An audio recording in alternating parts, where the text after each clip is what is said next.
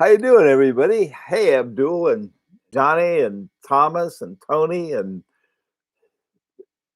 everybody. Hi, Flip and Zippo. God, Flip and Zippo, you're early today. Good to see you.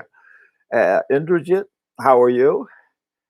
Oh boy, uh, I guess the guys in the Western U.S. are in for a major heat wave, and it's going to visit us later. But um, we're pretty good right now. Hope everybody else is. When I meet with everyone at 4 o'clock, I'll do the weather check. Higher Earthicus? Earthicus, is that right? Big Sal, how are you? Oh, I used a notification this morning. Oh, good. Okay. Sometimes, sometimes it doesn't get out there in time. Okay, guys. Here's what I think would be a good topic.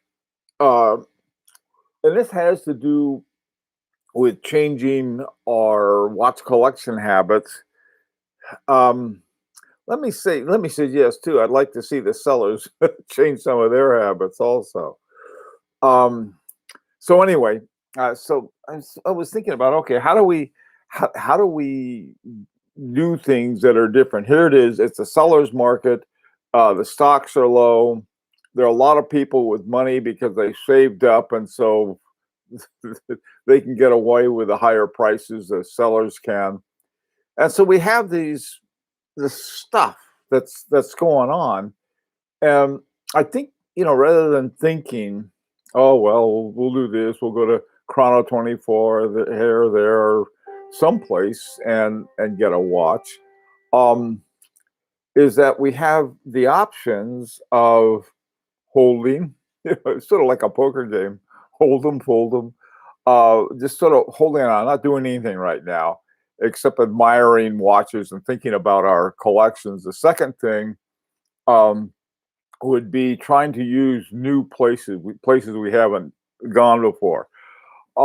One of the places that I really haven't gone before is there are a number of Facebook groups, one of which I belong to. And there are major things, just selling, trading watches to one another. I haven't taken advantage of that. Um, just, maybe I will at some point, especially if I see a watch I really want. And so you have these different options that are sort of going on right now, and that are different from the regular ones. Some people are comfortable with this or that, and they'll sort of keep on doing what they're doing. If for people who are flippers, okay, which I'm not, and if you want to be a flipper, you can be what you want. It would be a time to sell, but it wouldn't be a good time to buy. In order to flip, you got to buy one, then turn around and sell it. I think it's a really bad time to do that. So, anyway, I got a question. What watch am I wearing? This is my H. Moser at C. Henry double hairspring. Okay, this watch now. Here's an example of a watch. I got this watch, I don't know how many years ago, 3 or 4, mostly 4 years ago. And the price I got on it was just unbelievable. Okay. You look at the watch and you see, oh boy, these things are really good deals. Then you look at the MSRP and they're great deals. And then you find out, the more you find out about it, you say, wow, this is really great. Well, then you go back today, you can still find some. You can still find some H. Moser Henry double hairsprings. They couldn't make them because they were too expensive to make. So, but those days are gone. All right. So some other day may come up. How you doing, Rancher? Good to see you. Um, Tim, hi Tim. Okay. Hi Watch Habit. And let's see. Okay, let's see what's happening with everybody. It's bad that we already knew that what your watch was. Okay. Um, Speaking of which, now one of the places that I have researched um, was auctions, and my first real outing into an auction was very successful. I mean, when I say my real auction, in other words, I really was sort of stuck with the bidding and everything. I stuck with the bidding until they gave up, which was at my barrier point. You don't want to go crazy at auctions.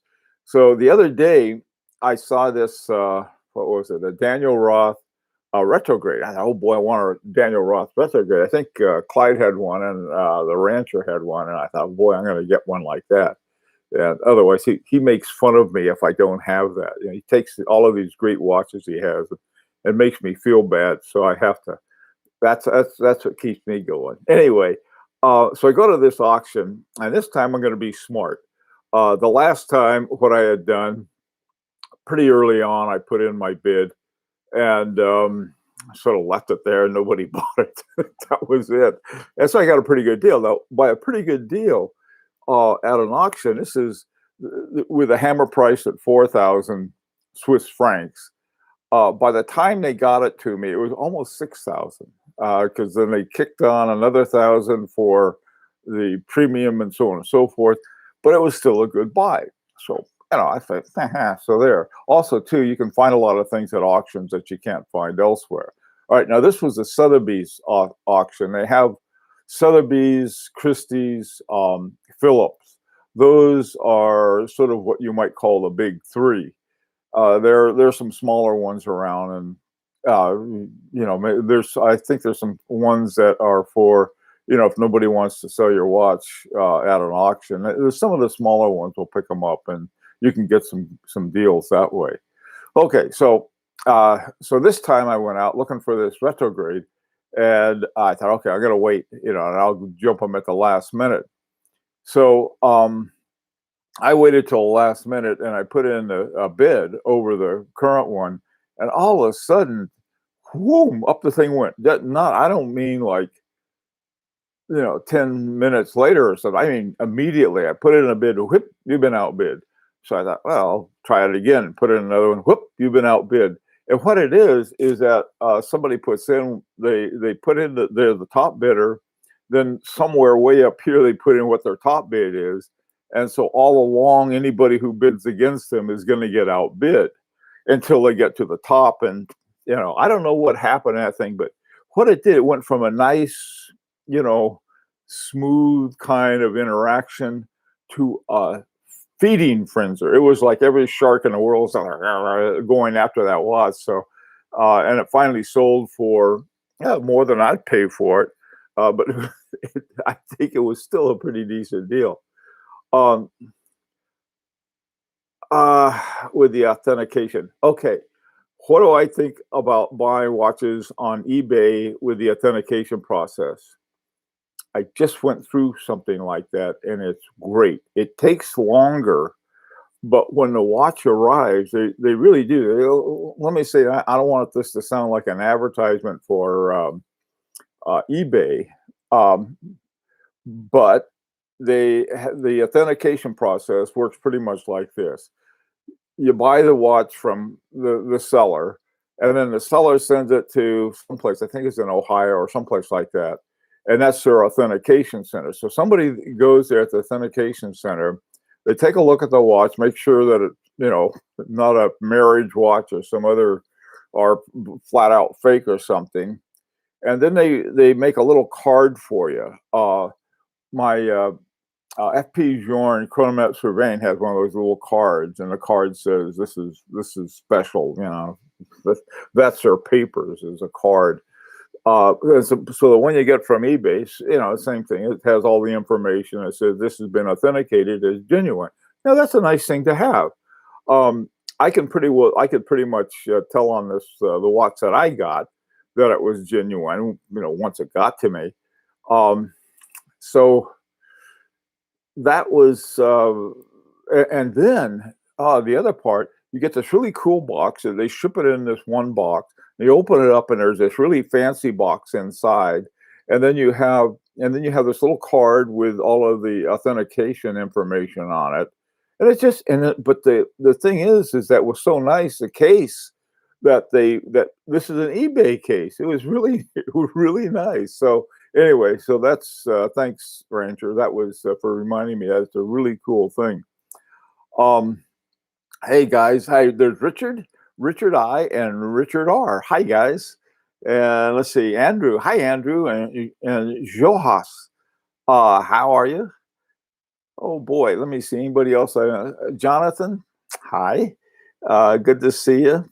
Okay. So, hi, Velvia man. How are you? Recently happened to me at an auction house.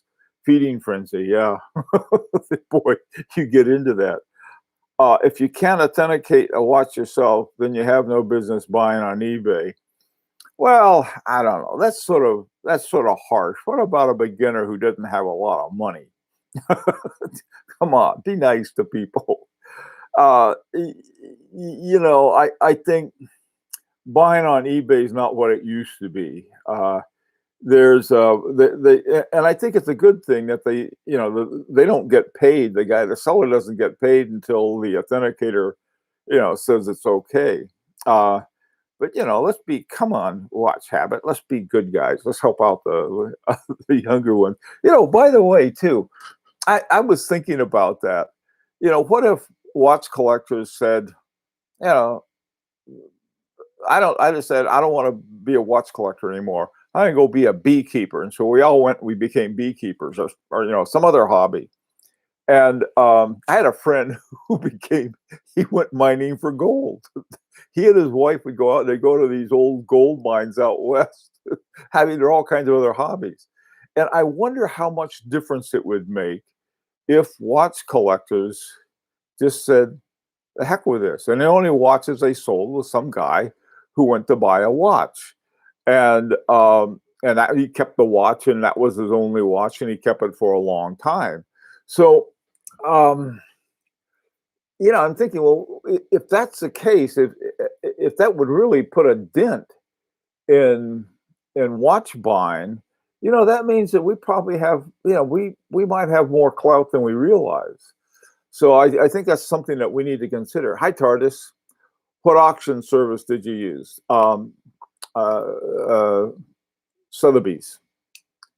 Okay, let's see. Abdul, I go to Yeah, that's another one. Katawaki. Katawaki auctions apparently they have a lot bigger range, Abdul. That's really great. I sent you pictures of mine. That's the second best thing, isn't it? Yeah, Rancher, that was it. Let's see. Um, Johnny, especially good when buying a watch with no papers. Yeah, I got to tell you, John, no papers doesn't bother me that much, and I'll tell you why. People talk about, oh, you might get a fake watch. Well, I got a color laser printer over there. I can make fake papers for anything in about 5 minutes, so it's not that hard. The papers on my FP Journe resonance, it came with no papers or anything. And so first I took it to the FP Journe boutique, and they took a bunch of pictures of it, and they did all of this other stuff. And they sent the pictures to Geneva, and FP Journe, I guess, looked at them and said, "This is the real thing."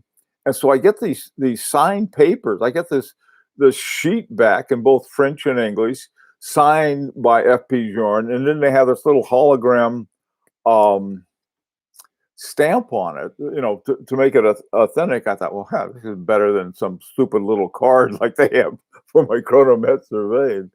Hi, Davy boy, how you doing? Roman, Jim. Oh, Roman, how are you? Good to see you. I haven't seen a lot of these guys. I haven't seen for a while. Hi, Wim. Have you ever heard of Legiona Watch Lana? No, I haven't, Wim. Is that something that is under $70,000? Um,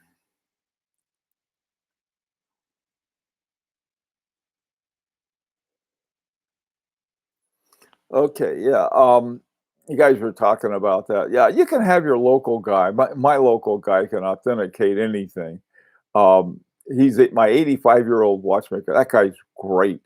Um, and if I got any problems, one of the things about the Daniel Roth ones I got, a lot of them have bases of something other. I mean, this one I finally figured out that the combination of the base for the Daniel Roth, what is it? I think it's 700/20, something like that.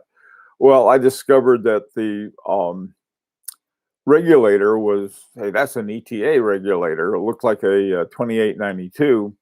But then this other guy sent it to another guy, and he looked at it who used to work at Daniel Roth. He said, no, no, no, it's got a Lamania base. He said, yeah, they may have stuck that ETA regulator on there because it's a pretty good regulator.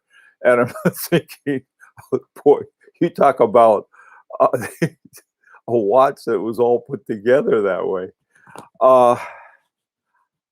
I forego for edible mushrooms. I forage for edible mushrooms when the weather permits. Yeah, I know. I know. One of those things. The rancher wanted to trade me for some magic ones, but I heard the story about the Jack and the Beanstalk, so I didn't go for that. I didn't. Hi, Big Sal. So I wouldn't rely on eBay's authentication for vintage pieces. If they reject the Frankenstein piece, it's still not technically a fake. Proceed with caution. Yeah, that's a good point. I don't think because I'm really not into what's become what to me is an antique may not be the same for everybody else. My antique has to be really old to be a vintage. Otherwise, that came out just a few years ago.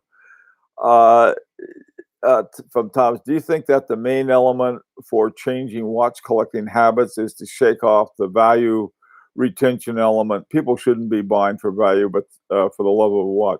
Yeah, I've said that all along. Now, the reason it's not much change for me, that's what I've always done, is really finding a good watch and getting it, regardless of what the herd sort of thinks. I always picture a herd of wild beasts going running around, and they all have a certain kind of watch on. That's interesting. Your thoughts on solid white gold Rolex Submariner? You get a good price on it. I mean, the thing about gold, I think gold is up almost $2,000 an ounce. You had a white gold. If you like Rolex Submariners, sure, but people worry about that. Well, if I get the white gold one, it's going to be really expensive, and I can't resell it. That I wouldn't worry about it. If you really want to have a gold, white gold Rolex, but I don't know. It's sort of, it's almost like putting a mink coat on a bum. What would you do that for? If you're gonna have white gold, get a Patek Philippe or some of the, or H. Moser or one of the, or Carry Moonlight. Get one of the real fancy ones. I don't know. I take that back. I don't want to make Rolex feel bad. But they're tool watches. And why would you have a white gold in a tool watch when a sterling stainless steel one does perfectly well? That's pretty much what I was thinking. Mink coat on a bum. What a terrible thing to say. Okay.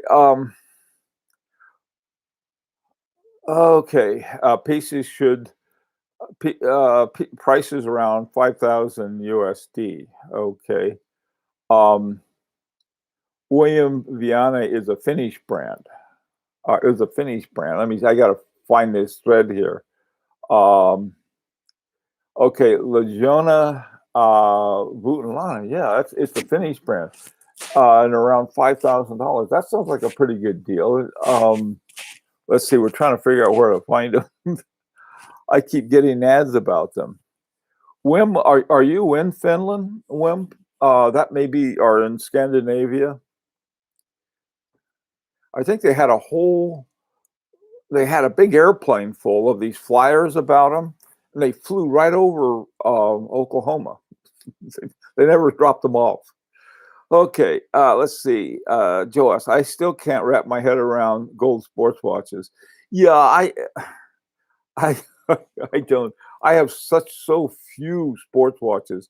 my only sports watch is the my Easy Diver but that thing is a pretty fancy watch in its own way. It has a Geneva seal and all of the things that are important to me. They can make it out of steel.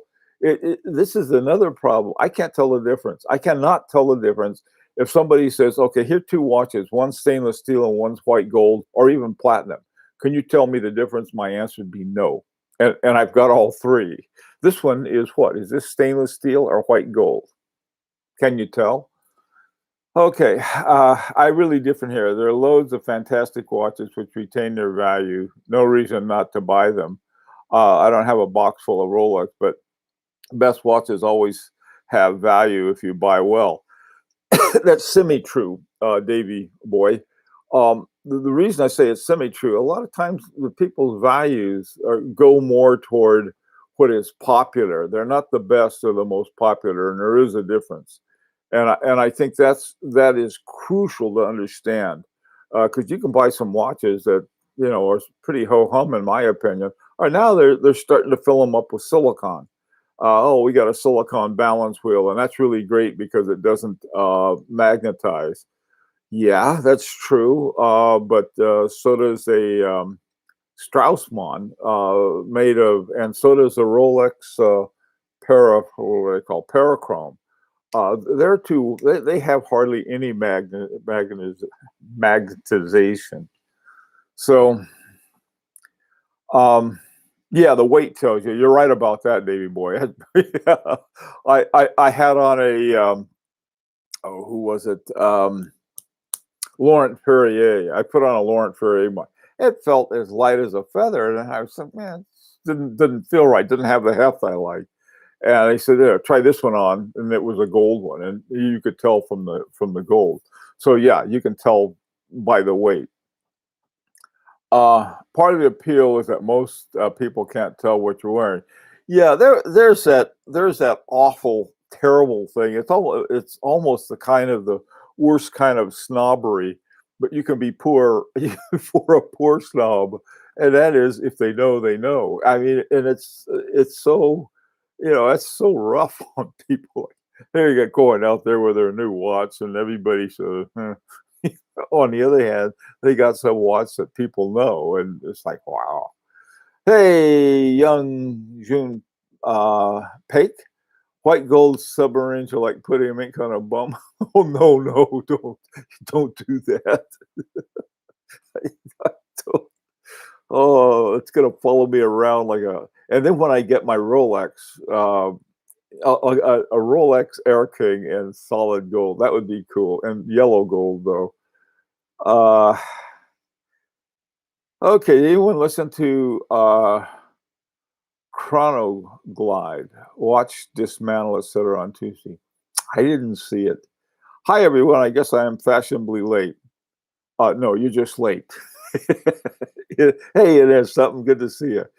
I would like to get a platinum day date, 36 millimeter someday. Okay. Yeah, that would be, I guess, okay if you want one. This is the funny thing. Platinum is still more expensive than gold, even though gold prices are higher than platinum now. I think that's the first time in history that's happened because platinum's always been more expensive. But nevertheless, platinum watches are still more expensive than gold ones, primarily, I think, because they're harder. It's harder to deal with it. Hi, Tim. The heft for me is big. Yeah, Tim, I'm the same way. I like good heft. Sometimes you can get it in a steel watch. With this one, it's got a good deal of heft. This is my watch that I broke. This started life as a key wound watch, and so I got a case for it, took it out of the pocket watch and put it in here, and everything was working great until I broke it. I was in there and something happened to it. I'll have to work on it and see if I can fix it. Getting a good deal is a thrill, but is that the only motivation behind buying a watch? No, it's just sort of a nice thing. It's sort of like a cherry on top of a sundae. Yeah, why get a good deal on a crummy watch? I would agree with that. Um, so free shipping inside Europe. Okay. Let's see. I get it. Bum means something different here. Oh, okay. I don't know where you are. Vel Velvia man. I don't know what it means where you are, but sorry, I didn't mean to offend anybody. Um, okay. Yeah, platinum's hard to work with. Oh, thanks, Jesse. Watch and pray. How are you? Lest we forget, Bill was a professor. Oh, I wasn't that bad. Oh, geez. old, old habits die hard. That's the nice thing about this. That's not like being a professor. Nobody has homework. You don't have to do anything. If somebody wants to show up late because they had a late night, are, you know, are they it's just, there's all, it doesn't matter because we're just doing this for the fun of it. Hi, Ed. No 5-minute rule on YouTube. Yeah, that's right. We can come anytime you want. Um, I try to be on time just because it's polite to do so. Especially if you're doing the talking. I don't like, and I've been late before, and that's always apologize. But what is it? Punctuality is the courtesy of kings. Anyway, some other things I was thinking about in terms of changing habits, beside sort of changing our mindset, or just sort of like saying, "Hey, I'm gonna sit around for a while and do nothing," is look for something different to collect on. When I first started collecting, I saw this guy, and I mentioned this several times before, but I like it because the guy had so much spirit in his collecting. And these were these Tag Heuer, these little, they were, I forgot what kind of watches they were, but I mean, what model they were, but they had some model of these Tag Heuers, and they all came in different colors, and you got a different color band with them. Well, he just loved those. He was collecting all the colors. I don't know what they had in there. They could have had a hamster on a running wheel. He didn't care. He loved those watches. But the thing of it is, he defined what he liked, and what he could afford. And I'm a big believer in that. I've got my little collection going with my what I call my outlaw movement in this Jacquet 736, and I've got this one, and then my wife has one, a Dunhill with the same movement. So I just say, well, I'm going to collect the movements. These are more affordable, and nobody else is really looking for them. And so that's another way you can go about collecting. Just sort of, you know, look where nobody else is, or sort of I hate using the term thinking outside of the box. Um, there's no box. Just think. I'm spending over $20,000. I want what a watch in precious metal. Tim. To me, I like watches in precious metal, but sometimes they're like tourbillons. They just add something to it that doesn't really, that I'm really not looking for. My Langenheim is in stainless steel, and flip that thing over, and then you have the gilded gold movement, and with a trigonal bridge. It would have added, I don't know how much, probably $10,000 just to have it in gold, in white gold. I couldn't tell the difference, and it's got a good heft to it because it's a good watch. So I don't know. I I agree that certain watches, if you're going to pay $20,000 for a watch, yeah, you should be able to get it. But $20,000 isn't what it used to be. Believe me, you could get a brand new FP Journe Chronomet Blue for $20,000 not too long ago, and now they're, I think, on the used market they start around $40,000-$50,000. It's just sort of gone nuts. Okay, what's your advice on changing watch collection? My advice: be creative with yourself. I mean, really let yourself go. Say, hey, I want to collect these goofy tag Heuer watches with different colors. Collect what you want. There's really no reason not to. I mean, like I think somebody mentioned earlier, yeah, if you're worried about resale value, you know, now's the time to buy stock because it seems to be going up. Yeah, it's like how can you enjoy a watch if you're worried about if I scratch it, it's going to lose its resale value. That's no fun. I don't think. Um, Chronoglide is on every Tuesday on Facebook. Okay. Oh, it's in the Netherlands. That's where I got my Kristen Vanderklaw. Uh, in undergrad, Prof was late. We were leaving. We were all leaving, going down a spiral staircase with me in front. Rounding the corner was Dr. Dodge. They have. Okay. Um, let's see. That is why two-tone watches are becoming more popular, I believe. That could be, you could be right. Two-tone watches were always popular in the Middle East due to the demand. Now the demand here is becoming bigger as well. Collect what you want, not what somebody else says. Yeah, that's, it's, and sort of like, I think it's a good time to re-examine saying, what is it that I really want? Not what is it that I should really have. And I think a lot of people do that. And they see a watch they really like. Now, let's say you see a watch you really like it. It's got a ETA something or other in it, and yeah, no, I don't want that watch, even though I really like it. I think take for example ones that I think are sort of interesting. Maurice Lacroix, before they had their own movement, were making a lot of really interesting watches with ETAs. And they had this one with a square that would go around, really really mesmerizing some watches. Okay, some of the things like that. Um, and looking for creative people, Ophion is one of they're that Spanish watchmaker, and they get their cases from Wooten Lannon and Kalin. They get their movements from where was it Techno Time, and then this and this and this. But they make their own big hands. They have this hand they invented that they're very proud of, big sword. So, hey, Greg, what's your thoughts on these two? Glass, who the original Senator and Chopard? Love both. Both, I think, are great deals, Greg. Both of them.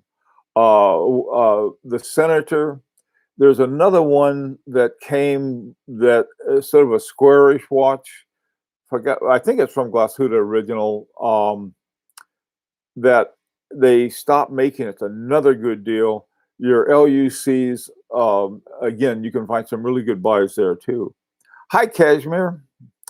You're a bit late. Well, you're going to. We got some bad news. This is my time's up. But I tell you what you can do, Krasmer. We'll be back at 4 o'clock. So wherever you are, this is 4 o'clock New York time. So you can join us in if you'd like. Okay, final thing from NS Something. There are a ton of extremely questionable collecting ideas on social media these days. But like many other areas, a lot of people seem to not want to develop their own taste. Yeah, I agree. Here's something, one last thing before they shuffle me off here. The frying pan comes. Who says? I mean, you get these guys.